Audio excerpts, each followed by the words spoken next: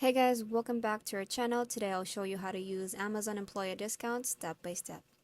If you're new here, don't forget to hit that subscribe button and click the bell icon so you never miss any update. Let's get started. First things first, log into your Amazon account, and if you're not already signed in, go ahead and enter your details. Once you're logged in, start by adding the items you want to purchase to your cart. And always remember that not all items may be eligible for this discount, so keep an eye out for any notifications. Once you all have your items in your cart, click on the cart icon and proceed to checkout, and here's where the magic happens. On the checkout page, you'll see a section for payment information underneath that. Look for a box labeled gift card and promotional codes.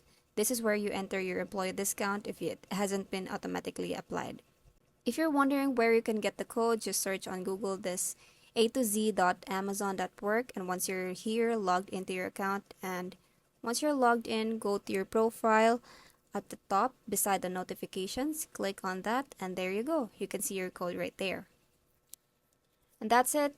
You have successfully used your Amazon employee discount. It's simple and it's easy. If you found this video helpful, please give it a thumbs up and share it with your fellow Amazon colleagues. Thanks for watching and see you in the next video. Happy shopping!